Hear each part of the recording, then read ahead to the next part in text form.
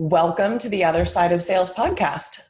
We are the podcast for the non-sales bro, and I'm Casey Jones. And I'm Ashley Early.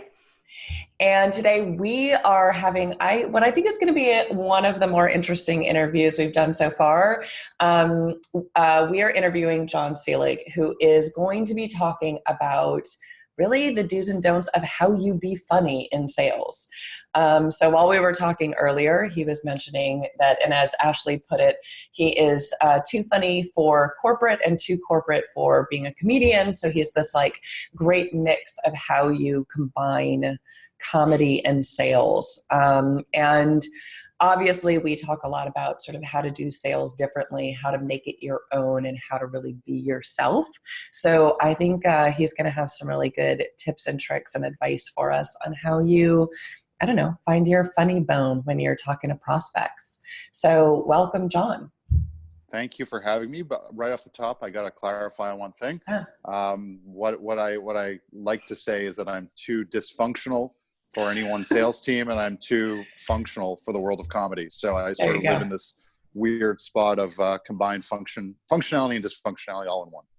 Perfect. So Jon, your business right now is basically working as a consultant and kind of funny man for hire for sales teams to actually help them adopt sales into their sales process, right?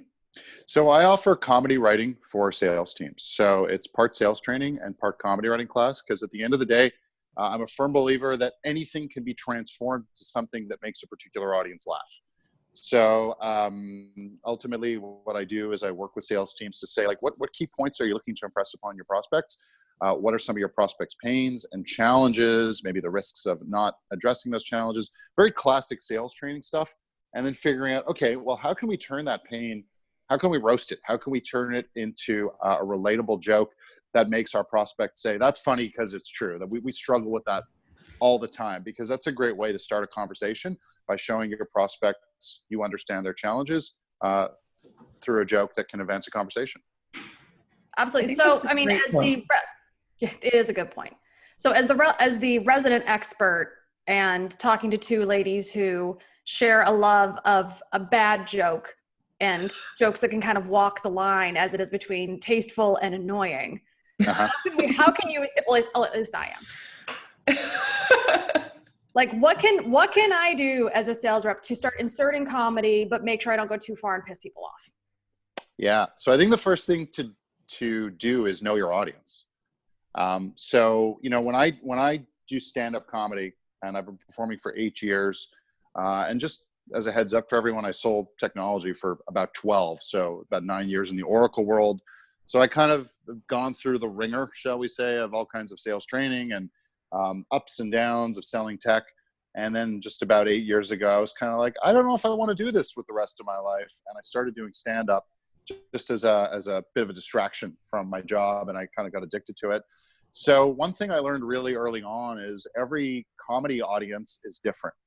And it's important for me, if I want to connect with them and get them to buy into me, to really relate to them in an early on in my time on stage, and try and get their attention right up top. So obviously I'm telling you that a good example is a good thing to do really early on is to relate to your audience. So I watched a guy, when I speak to sales teams, something I talk about is what you can learn from great stand-up comedians and from bad ones. And I love actually talking about bad ones more than I like talking about great ones. So I was in San Diego and I was doing a show, and there was a younger guy who went on stage wearing a suit. And you know what? His jokes, I liked his jokes. It wasn't that I didn't find him funny, but the crowd didn't find him funny because he was making a lot of jokes about, mid-90s indie bands and lyrics, references to lyrics. So he had great jokes about like Suede and Pulp, but the audience was like, we don't know anything you're talking about. So it wasn't that the guy, say that again? It would have gone right over my head. Well, that's it. He's writing for a really niche audience. He doesn't know how to relate to his audience. So the first step is you need to know who your audience, or in the case of salespeople, who your prospect is. Like what's their role, what's their responsibility, what's important to them, what do they care about, and figure out how can I deliver a joke that ultimately connects with them and what they're concerned about and what they're struggling with. So that's really the first thing I can suggest. Obviously, did you guys want to get to that whole tasteful discussion right away? Is that like if you want to work up to that, we're down for that, because I know that that's sometimes sort of the icing on the cake. But I definitely think we've had this experience. It's kind of easy when you are trying to be funny or you are trying to be a little different to piss people off. Yeah, and there's just rules that I have and that I'm really happy to talk about. First and foremost, I mean, look, the question is, if someone were to tell us a joke that might offend our sensibilities, would we buy from them? And we have to be very self-aware and critical of ourselves and our messaging and what we're saying, so that we don't offend our prospect, because they're just not going to buy if you touch the wrong, you press the wrong button. So obviously anything to do with gender, sexual orientation, religion, someone's culture, there's 0 point to injecting any of those themes into a joke that you want to tell your prospects. No good can come from it, especially if you have zero relationship with the prospect. You don't know anything about them. Another thing to stay away from is never punch down on marginalized groups in society. So whether it's the physically disabled, the mentally disabled, the poor, the homeless, again, there's no point to punching down. You just look like a jerk if you tell a joke about any of these groups, because you also don't know who's in that person's life. Yeah. So let's say I'm calling up the head of manufacturing in a company and I make some joke that makes fun of, I don't know, physically disabled. Maybe that person has a child who's struggling with that, and you're just being a jerk. So, those are some key areas to stay away from. I'm not even going to mention the word politics. Oops, I just did. Let's just move on. And another thing I encourage people to stay away from is never out anyone on the call. So let's say Ashley and Casey, let's say I have a great relationship. Let's say I have a great relationship with Casey, and she's revealed some things on a personal level to me. And then let's say we bring in Ashley for a call. It's not a great idea that I reveal some of that personal information that Casey, revealed about herself to me in an attempt to make a joke. So that's just like what I call outing somebody. Never cool. Never good to do it with your coworker. Never good to do it with perhaps the sponsor who you've built a relationship when they're bringing the decision maker onto the call. Yeah. Good call. And I'm curious too, though. So those are some big sort of, I think, standard rules of, how you don't be a jerk and how you don't kind of put your foot in your mouth. But what I'm curious about is, you talked a little bit about know your audience and kind of early on getting this sense of kind of who they are. And obviously doing your homework before going into a call is going to be really helpful. But do you have any tips of, I don't know, how you kind of dip your toe in the water, things that you can say or sort of softball jokes you can make to kind of, I don't know, gauge the temperature of the room or get a better sense of what is going to fly and what isn't? So everything that I do professionally is all about helping, particularly prospectors, because that's ultimately, I think, where humor has the greatest impact on a funnel, is getting someone's attention. Yeah. And so, for example, I call up a lot of sales executives and say, hey, we've never spoken before, so this call will be a lot like a craft beer because it's unique, refreshing, and ice cold. Like it. And so, thank you. And so you guys are laughing, and anyone who's listening to this, feel free to use it. But at the end of the day, I feel that joke needs to start a conversation about the value that you can offer. Yeah. So in my case, I'm literally demonstrating that I can be funny and get your attention with a quick one-liner off the top of a call. If you're selling manufacturing solutions and you use that, it will get the person's attention, but it doesn't advance the conversation. So I've already proven that I'm funny and that humor helps start more conversations for reps and allow them to have better ones. But, and if I'm selling some sort of manufacturing software, great, I made my prospect laugh, now what? Yeah. So softball jokes. I mean, really, all I'm suggesting is that we know who our general audience is. So if you're calling vice presidents of manufacturing or directors of manufacturing, maybe a great idea is to write a joke about a struggle that ultimately you solve for your prospects. So what's that pain? What's that struggle, which you just so happen to solve? And look, if I call up 100 prospects and I deliver that joke in an opener, assuming they answer the phone, there's going to be a certain percentage that relates to the joke that go, even if they don't struggle with that pain in their current job, they'll be like, I know what you're talking about. In my last 2 gigs, we struggled with that all the time. We have that under control now. But at the very least, you're starting a conversation. You're building rapport with them, and you're showing your prospect that you understand their world, their pain, and their struggles. Yeah. And I do think that's huge, right? Like, how do you kind of create these subtle or sometimes not so subtle clues that you really get what they're going through, that you're not trying to kind of ram something down their throat, or you're trying to put them into a box that they don't belong in, but that you really do kind of understand where they're coming from.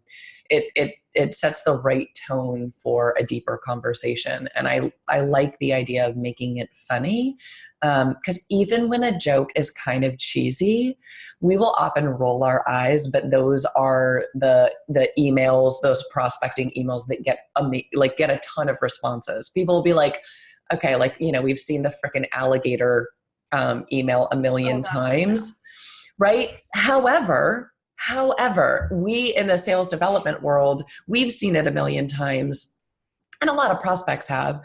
But even when it's so cheesy and you roll your eyes at it, like, those are the things that still get a ton of responses, because people are like, okay, it's a little bit different, And I'm not saying use the alligator one. People are over that one. But, 5-10 years ago, that got a ton of responses because it was silly, but it like made people kind of sit up and take notice.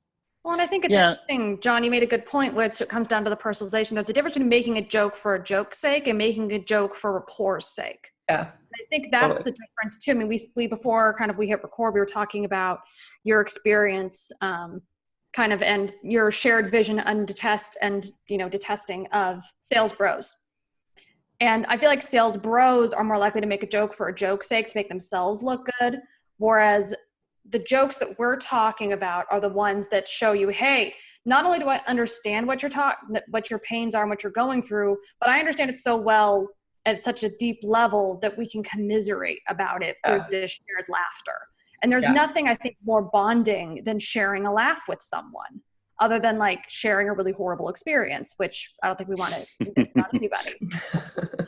Well, but telling a joke about that horrible experience, that's where the real bonding happens. Oh, yeah. So I actually called up a CRO yesterday, and he told me he knew who I was because he's seen my stuff on LinkedIn. He says, which you should check out. It's brilliant and hysterical. Thank you. I appreciate that. And he told me that he's tried stand-up a couple of times. And I said, what'd you like about doing stand-up? He goes, I like the darkness.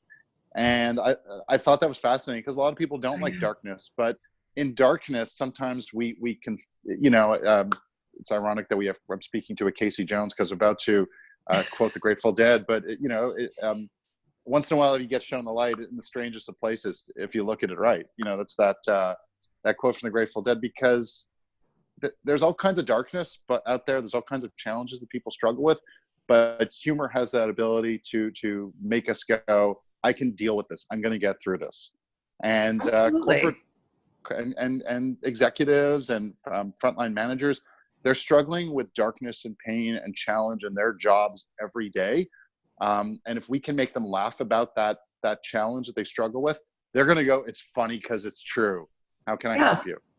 Well, and it is funny. So I had this conversation with someone the other day that like morgue humor, that is a real thing. And when we are going through painful experiences, there is something, Ashley, to your point, bonding, but also just sort of relieving. Like, it kind of sucks the pressure and some of the power out of it when you can make fun of it, right? And Ashley and I are like we are bonded in the fact that our go-to is self-deprecating humor. And it is something where it's like, one, it makes us feel better because it sort of, helps minimize the power of an insecurity or a struggle. If I'm making fun of myself, no one else can. Exactly. And it does humanize you, and I think it's, when you own those elements, I think people recognize that, you're not trying to be cooler than you are, and you're kind of owning what isn't perfect in life. And there's a power in that. Yeah. People smell authenticity. And when you could crack a joke about yourself, you're showing that you're human, that you don't take yourself too seriously. One don't I have is do not crack on yourself for an entire meeting. Yes. Sparingly is great. Once at the beginning, hey, maybe once at the end, and a callback, as we call it, sort of referencing something you said earlier. But people will not take you seriously if you're constantly, I don't know the best word for this, but I guess crapping on yourself. Yeah. So I have a question for you. Okay. So years ago, I worked with an SDR who he was only an SDR for a short period of time. And he was kind of an amateur stand-up comedian, would go to open mics, and he was very funny in the office. Also, though, had a thick Vietnamese accent and would do an impression. He did lots of impressions and did a Christopher Walken, which, let me tell you, Christopher Walken with a Vietnamese accent doesn't sound like Christopher Walken, but is still really funny. But whenever it was amazing. But whenever he would get like a prospect on the phone or even an email, all the sense of humor was just gone. And we were constantly trying to be like, Wong, like you gotta be you, because you're so funny in person. But I think he just he wasn't as confident when talking to a prospect. And so I'm curious, like, how do you coach, reps on how to have that confidence to kind of take that risk, because it can be really terrifying? Look, I think if a joke, so my workshops, for example, help sales teams find a few clean subject-oriented jokes, pain-driven jokes, as I call them, that they can all reuse and repeat and use to connect with prospect after prospect after prospect. Sorry, my phone, my battery's dying. Yeah. So how about this? Let me just back that up, because I got distracted because my phone went black. Yeah. So maybe make a mark to edit here. Deal. I got you. Yeah, it totally threw me off. And I'm just wondering if I should plug in. Yeah. Do you want to take a second and plug in? Yeah, give me 1 minute. Hold on.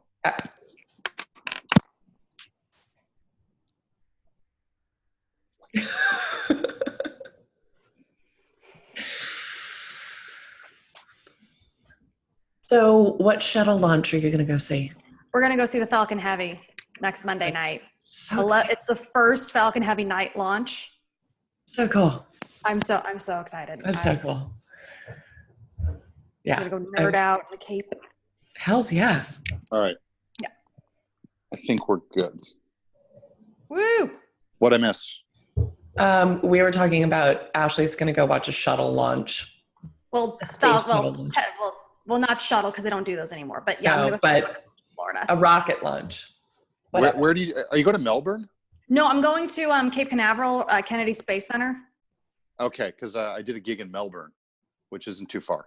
Yeah, it's not too far from there. No, yeah, it's same area, but these are the SpaceX rockets. So these are the ones that's going to go up, and it's a heavy, so it's like a really big one. They've only done 2 previous launches of this particular rocket. It's going to go up, it can deliver a bunch of stuff, and then the rockets are going to come back down and land on the remote things in the sea. And my husband and I saved up and we're splurging. So we got the quote unquote feel the burn package. So we're going to be 3.4 miles from the launch pad, which is as close as you can get. Okay. That's cool. And it's going to be at night, which is the first time they've launched at night. It's going to be really pretty. And my husband and I are both huge space nerds. Like, I don't know if you can see this, but I'm going to turn. That's a Lego Apollo rocket. Uh-huh. That's awesome. Yeah. So the nerd is strong in this household. So. Oh, I thought you were just Bernie Sanders nerds. That's what I thought was happening. No, no Bernie bros. No Bernie bros. Okay. No Bernie bros. Nothing against it. Just not really. We haven't picked a side yet. Got it. So coming back to your question, you were talking about the guy Yeah. who, the Vietnamese guy who's funny. Yeah. Okay. But can you rephrase it? Like, I kind of forget the exact question. I know Yeah. we were So the talking real and question is like, okay, there's lots of people that are funny in real life, but really struggle to be funny with Yep. prospects because they get nervous. So what's like your recommendation for how, if they're struggling with that line of how do you get the confidence to start being funny with a prospect? Yep. The confidence. Well, look, I think the first thing I've noticed about a lot of, in particular, younger sales professionals is they're not really taking the time to do creative stuff. Maybe I'm generalizing a little bit, but I think the first step in just trying to be funny is literally expressing yourself. And whether that's journalizing, diarizing, maybe just even making LinkedIn posts that are just a little observational about how a call went or a prospect's pain or challenge. Maybe having these discussions in a Slack group, because then it's all documented. But obviously, people need to start getting their thoughts out there in the ether. I'm a big fan of journalizing or diarizing, and maybe writing a page or two about your day and what happened, and share all the professional learnings. Maybe talk about what the prospect struggled with and why it was a good call, why it was a bad call. Because the more you're able to do that, the more it cements your own understanding of things. And then at that point, we can start to see patterns. And that's a great place to start, eventually crafting a joke around something. So in terms of being natural, one thing I strongly encourage reps to do is, if they do find something funny, maybe work it into a conversation with coworkers first. Don't tell them, hey, I got a joke for you. What do you think of this? Casually slide it into conversation, and maybe it falls flat on its face because the person didn't react. The person you're telling the joke to didn't react. They didn't realize you were hitting them up with some magic bullet joke that you're working on. But figure out why they didn't laugh, and then just keep working on it. So to the point where it comes out naturally. And something I do in comedy in particular is I record all my sets, and I go back and I watch them. And of course, we have software today, things like Gong, Chorus, Refract are the three that I know. Mm-hmm. Sales reps can record their conversations and figure out where's a good spot to inject this humor, or is something that I find recurring happening that I can, tell a joke about. So these are just some ideas I have. I get that it's hard for people to separate their funny non-business self from their professional self, but it sort of just comes down to a little bit of confidence in who you are as a human and your ability to relate to other people, and then sort of working in some of these techniques that I'm describing. I really should start with confidence first. Well, but look, I think you make a really good point that just like when you are performing as a comedian, like it is about practice. It is about testing things and trying them out and kind of honing your set, right? And I think it's okay to do that when you're working sort of your repertoire with your prospects. It's doing that kind of legwork and that prep. But I also think you hit a really strong point of like this expressing yourself. And I think sometimes in today's sales world, because we emphasize tools so much, it's all focused on like what tool are you using and what system and all of that. And so we forget the human element, which is about connection and about, really thinking about the other person. And I think we miss opportunities to learn, but also to try new things because we're so focused on, I don't know, A/B testing a subject line or using a new tool. I think it's even deeper than that too. I think one of the things that a lot of people struggle with, especially early in their careers, is a fear of failure. Yes. So it's this terror of, oh God, what if I say the wrong thing on the phone? Or, oh goodness, what if I make this joke even to my colleagues and, you know, it falls flat and I look like a awkward, silly person. So I mean, Jon, I mean, obviously in stand-up, you have to get comfortable, you know, with jokes not landing. What? That's never happened to me before. I nail it all the time, guys. All the time. No. Well, how do you see other comics who do deal with this? What lessons can a salesperson take from comedy and getting comfortable and learning to kind of embrace that failure? So let's take the example of a comedian I know. I don't want to name him. We'll call him Jon S. Okay. Jon will kind of gather his ideas and try and get them on paper and structure some jokes and figure out, how do I want to present this to my audience? Like, what information do I need to give them so that when eventually I come to the funny part, they're able to process everything and laugh, because that's the goal. Unfortunately, the first 2 or 3 times, Jon S., someone I've never met and know nothing about, other than that we're always in the same room doing comedy together, it takes him a few cracks at the can to sort of get the words out and then iterate it and figure out how does he smooth it out so that maybe that 4th or 5th time he has a good handle on where the laughs are coming from, if at all. So full disclosure, Jon S., I don't know if you knew this, it's me. Oh my God. Yeah, sorry, I wasn't going to go there, but I figured let's just get honest, because I can't. Thank you for your vulnerability. I know.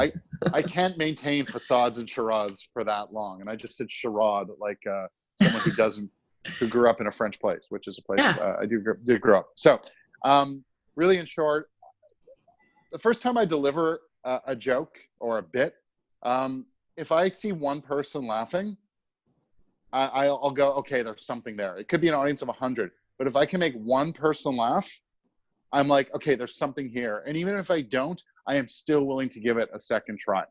But I will record myself. I'll go watch it. I'll figure out, where did I fail to provide them with information that they can process, so that when I do get to the part that I find funny, they can laugh. So I'll definitely rejig it. I'll practice it. I'll talk to myself in my apartment. I'll go to a park and talk it all out. And sometimes people stare at me and wonder, why is that well-dressed homeless man talking to himself? And so That's good. Thank you. I appreciate that. There's definitely a process to it. And it definitely requires crafting, failure, iteration, delivery, more failure, and maybe even rinse and repeat that a couple of times. But my goal every time I start a new joke or bit is to reduce that amount of failure en route to the parts where they're laughing. And a sales message is really no different. We have to, if we're hitting someone up with a cold call or a cold email, it has to be short, concise, give them all the information they need to process, so that they can decide do I want to read further, or do I want to spend more time listening to this comedian? So did I answer the question? I feel like this was a little rambly. I think you totally did, but it is interesting. Like I think the hard part is a lot of reps are relying on email most of the time. And so the feedback loop of knowing what about your joke is landing and what isn't, that's challenging. So I'm curious if that's something you hit on when you're training reps, of like, how do you figure out if it's working or not? Is it just like, oh, you get replies, or is there another way to kind of test out some of that written material? Look, email's hard because there's no tone. And there's no way to see someone's reaction when they're reading it. Totally. So, well, I believe a good joke can scale, as I call it. If you have one great joke and you figure out how to structure it in an email, I think it can really bump up open rates. Of course, I'm talking about a joke that really relates to the prospect's pain and struggle, all that stuff. I'm not talking about something frivolous like the alligator. But it's hard with email, and there's no magic bullet for knowing if they're laughing. Of course, metrics don't lie, and if people are opening it up and responding, I mean, we can safely say it's doing its job. It doesn't matter if it's funny or not at that point, because sales reps aren't in the game of making people laugh. That's not how they get paid. They get paid to start conversations, have conversations, and some get paid to close business. So, however, I'm a big proponent of cold calling. I just actually posted something on LinkedIn yesterday because look, I'm my own inside sales rep. I'm my own product. I'm my own marketing team. I have to do everything as a solopreneur. And I had spent a lot of time working on video, pumping it out there. And then I realized I'm not picking up the phone. I'm not reaching out to prospects. And when I do pick up the phone and hit them with, let's say, that craft beer joke from earlier, I have a couple of other stock openers. I get better conversations, and eventually I fill up my pipeline. So I'm a big proponent that the phone is still one of the more effective ways to get people's attention. Definitely doesn't hurt to warm them up with some cold emails, so that they kind of maybe know who you are. People do, our brains focus on seeing things over and over and over and finally going, oh, yeah, I've seen that. I mean, we've seen ads 5 times before they register, right? Yeah. So it's hard to know if an email is connecting. The proof is in the metrics, I think. But I do think over cold calls, we'll know if people appreciate some humor that we're delivering to open the call. Oh, one other thing on that topic. It's okay if we fail and they don't laugh. It's no big deal. We just can't show them it bothers us that much. So whether we're in stand-up or whether an SDR who's cranking up the dials, you need some resilience. Yes. And people are going to say no to your solution, to your product, and they're going to say no to your joke sometimes. Yeah. But that's okay, because if they're open, if they're not telling you, hey, look, I'm in the middle of another call right now, which is the biggest lie of all time. If you're in the middle of an important call, why did you take an unknown number? I still don't understand that one. But if they're willing to talk to you, it doesn't matter if your joke worked or not. That's your goal, is to start a conversation. Yeah. And my recommendation there is, if somebody doesn't laugh at your joke, don't then take the time to explain the joke, because that probably isn't the issue. Nope. That's another never tell a joke you need to explain. You are not Jim Gaffigan. You are not Tig Notaro. Don't try it. Yeah. Nope. And that's another don't feel this pressure that you have to be hilarious. You just have to get them to smile and open up. Or roll their eyes. Yeah. That'll be a part 2 of this podcast. Okay. Why not to make your prospects roll their eyes? Actually, in comedy, if you tell something that we call a groaner, which is something that the audience doesn't laugh, but they go, it's better than silence, because they're listening. So I agree. It's not ideal, but there are definitely times where it's like, they'll roll their eyes, but they'll like half chuckle and like let you continue on to the next point, which exactly it's better than a dial tone. Yep. All right. So I want to be respectful of time. I think we're going to move on to the lightning round. Yes. Oh my, I'm terrified. Yeah. You get nervous. Yeah. Pressure's on. So we're going to go through a couple questions, rapid fire. First that comes to your mind, no right, no wrong, just getting a sense of who you are and kind of ending it on a fun note. So to start with, Jon, what is your morning routine? Wake up. I will eat some breakfast, definitely have a cup of coffee, and then I shower. And then I just start doing all my activities so that I can grow my comedy writing for sales team's practice. Awesome. Okay. After a bad day or a bad week, what's the guilty pleasure? Oh my. I think it's these days it's junk food, whether it's, kind of cheap Asian takeout that's definitely not healthy and battered and all kinds of stuff. Maybe it's watching some old school, I don't know, maybe I shouldn't tell you this, old school 1970s pro wrestling clips on YouTube. That's definitely a guilty pleasure. Okay. That's the first for us. That's a good one. All right. I like it. That's right. Who's your favorite? Oh, it's not so much the matches. I just kind of like watching how it was all produced back then, because it's such a ridiculous spectacle today. But it was and it was presented as real sport back then. Just the seriousness of the announcers and the way they would talk about the match, and more the promotional, the interviews and the promos the wrestlers would deliver, and the showmanship. Yeah, because there's a lot of parallels between pro wrestling and stand-up comedy. So that's definitely a guilty pleasure. And I'm really desperately hoping you don't actually publish this part of the, no, I'm just kidding. You can put it out there. Well, There's so no shame. I don't actually know what year, but like, my boyfriend recently turned me on to Ric Flair, Nature Boy, Yeah. and like, Of course. woo! Oh, love him. Like We're having a podcast. Oh, I am obsessed. And by the way, if you haven't checked out his current Instagram, it's amazing. And I highly recommend it. Very there is, maybe when you post this, I'll post some links to a very famous 4-part sort of 4 segments from Ric Flair in 1982 on Memphis television. That is just the definition of why pro wrestling is great. And, you know, I'm not saying people have to sit and watch matches or really care about that side of things, but just the showmanship, the personality, the confidence. and I love the cocaine, watching. Let's be honest. There's a new documentary out I haven't seen it, it's called 350 Days, and it's all about wrestlers' lives on the roads, and I'm dying to watch it. Oh, yeah. Okay, good call. I'm laughing because I actually recently discovered in like a month period, I went through Glow, which is this great comedy about the gorgeous ladies of wrestling on Netflix. The documentary it was based on, Fighting with My Family, which is about one of the female wrestlers who came over for the NXT Championship Series thing there. I'm blanking on her name, but it was produced by The Rock. And then also the Ric Flair documentary that came out. So I'm just starting to kind of get into it. And I'm with you. It's the storytelling. It's hysterical. And the spectacle is just, it's so removed from reality. And that's so refreshing that it just works. And so there is an expression in the wrestling industry called selling. And selling is all about making the audience believe you're actually in pain and the other person's inflicting punishment upon you. It's acting. It's basically acting. Yeah. And so I just feel there's also tons of parallels between pro wrestling and sales.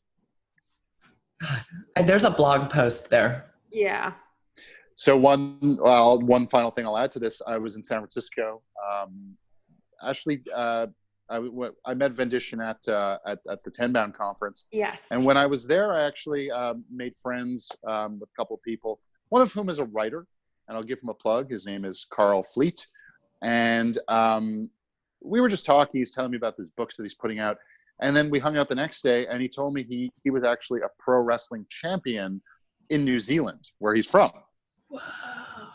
And so I said, we need to do something for John Hates Sales. So we have, unfortunately, I lost a ton of footage, including my interview with him.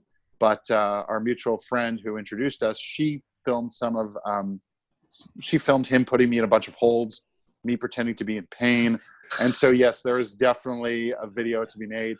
And Carl was recently in Denver when I was there, and I said, let's redo the interview. But I was just too tired. He was too tired, and we just said, we'll sync up again. So Carl Fleet is the author. That's awesome. He's got a book about corporate America, actually, and it can be found on Amazon. So we'll link to it in the show notes. Yeah, absolutely. Fabulous. Yeah.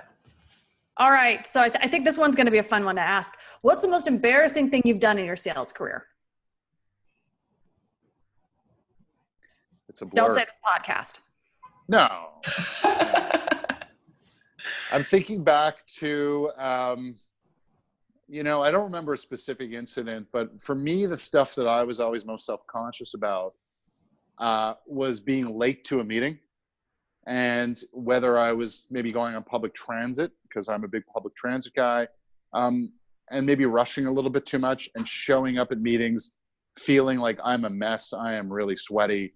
And now I'm all frazzled because I was just so stressed out about getting here on time, now setting up my PowerPoint presentation and just, fumbling with everything. Those are the moments where I always felt the most embarrassed for myself, just looking like a wreck and thinking these people are really judging my appearance right now. So I don't really remember a particular instance. Let's just say it didn't happen just once. Yeah. Good call. Okay. What's your pump up song? Wow. Nothing springs to mind. I believe that we need to work in silence and motivate ourselves in absolute pure silence. No, I don't know. I never thought about it. Yeah. Yeah. Okay. Great question. I'm going to pass because I don't really have one. Yeah. Fair enough. All right. What's your favorite sales book? My favorite business book is, I don't really read sales books because, and that's an admission I'm going to make. I'm going to be vulnerable because I obviously, I don't know. I like sales parts of it, but I don't really want to spend my weekends reading books about it. I like digesting other people's content on LinkedIn because I like getting multiple perspectives. But my favorite book in business, and I think it can apply to salespeople, is Seth Godin's Linchpin. Yeah. And it's all about making yourself indispensable. Mm-hmm. And, you know, he likes to refer to the term art. And it's been a while since I read it, but art isn't necessarily a picture, stand-up comedy, or a new song. Art is about creating something unique and special that people see value in. And he just keeps encouraging people to find art, to create art in their professional lives that people consume and that enables them to be indispensable. So whether you're an SDR or a sales rep, you need to make yourself indispensable to your prospects and to your customers, and you need to figure out how to stand out as the first step to getting there. I love that concept of essentially treating your work like a craftsmanship. So where was your last vacation? That's a good one. It's been a few years. I used to travel. I spent a lot of time in kind of the mid 2000s, all the way until, let's say 14 maybe, traveling a lot for kicks, a lot of Central America. And then I started producing fundraiser shows in English in Central America. So I tried to merge my loves of comedy and travel and even fundraising. Produced 3 stand-up comedy tours in Costa Rica, Nicaragua, Mexico. Worked with 8 nonprofits, raised about 23,000 for local NGOs, mainly run by expats, by producing stand-up comedy shows for expats in these communities and travelers. And that was a big passion project, which I was trying to turn into a business. That failed, and now I'm showing sales teams how to use humor. So it's been a while since I've had just a pure vacation. And at this point, I'm looking forward to just finding time to go up to a lake north of Montreal and sitting on a dock for a few days. That's Fabulous. really that's the vacation I aspire to have soon. That sounds so nice. All right, pick one person who's had a significant impact on your career. Give me a moment, because I've learned a lot from a lot of people. There was an inside sales manager at Oracle. Well, there's 2 people at Oracle who actually really impacted my career. One was, so I was an inside rep. We were mapped to field teams. I started off as an SDR, we'll call it that. I was called a BDC back then. And I was fortunate enough to be in the same building as I was mapped to a territory that we shared office space with. Basically, we were on premises. So I built a great relationship with the regional manager in the field. And ultimately, inside sales reps, inside sales organizations serve field organizations. And there was an opening, and the field manager just like, I want you to be our new inside sales rep. And I hadn't even been thinking about applying for the job. And he's like, you can do this. I have faith in you. And he ultimately, I had to go through the interview process, but he made sure I got the job, because that's sometimes the way things work. And then the other person who had a big impact on my sales career was my inside sales manager. Because truth be known, when you move from a cold calling role into a closing role at a place like Oracle, they actually have you. I had to do both jobs. I sort of had to move into the sales role before I was officially off duty with the cold calling role. So I sort of had to do both jobs for maybe a month or 2, and that was ridiculous. And really, when you're moving from a cold calling role into a closing role, the analogy I like to make is it's sort of like someone's going to tie cement blocks around your ankles and throw you into the deep end of the pool after you've been swimming with floaties in the shallow end. And so there was so much to learn. It was overwhelming. I sort of thought that sales was going to be me waiting for the phone to ring. Customers who we were selling to, existing customers, I thought they were just going to be calling us up, placing orders. You know, how much software do you want today? Great, get us the money. Like, I thought that's what sales was going to be, and not true. That was not the case. And so my sales manager, a guy named Mike Harris, he really guided us through the process of how to work with customers, understand their needs, qualify them well, and determine if we're going to invest time in them, and then ultimately how to get them to sign. And he was a huge influence. So Mike, if you're out there, you are a huge influence, and you did a lot of great coaching. That's huge. Last but not least, what's one thing you wish you'd learned earlier? To become a stand-up comedian at a very young age, because I would have not been accustomed to earning money, earning a living. And that's when you start doing comedy. And I never, to be like full disclosure, I never set out to become a touring headliner or get a Netflix special. I've performed anywhere from 2 to 5 times a week for the last 8 years. And I still do, and I love it. But at no point did I ever say, this is going to be the thing that gets me rich. Yeah. That said, I do believe that if I watch some people who start out in comedy at age 17 and 18, and they're funny at that age, and I'm like, they're going to make it. Yeah. At some level, unless at a certain point their priorities change, because you know they're not used. Dare I say it? They're not used to making money, and they don't have the expectation. They're literally doing it because this is what they think they want to do. They love it, and they're prepared to invest energy and time and learn from the experience. And I sort of wish that, you know, I wasn't pushed down a path to have a professional career, which I totally was. I do encourage people to explore their passions from a young age and not listen to the whole, you know, you can't do something. I think people can do whatever they want. That said, they do need to develop skills so that in the event it doesn't work, because there's no guarantee of anything working out, that they have a backup plan. So I wish I had invested some energy earlier in my life in things that I wanted to do long-term, because I hit a crossroads where I'm like, I don't want to sell software that I've never used to people anymore. That was literally where I threw up my hands, and I just said, I want to take my career in new directions. So I wish someone had told me at a younger age, pursue things you like, but be practical about it. I love that. That's great. I love it. All right, Jon, thank you so much for coming on The Other Side of Sales. It's been lovely chatting with you. We'll definitely have to do this again sometime. Yes, absolutely. Thank you so much. Well, thank you for having me. I love talking to both you guys. And if anyone wants to check out where they can find me, go to jonselig.com. There is no H in Jon. And if it is, it's silent and invisible.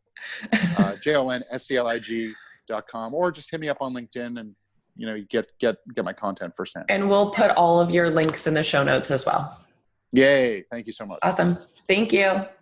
Have a good one. You too. Bye.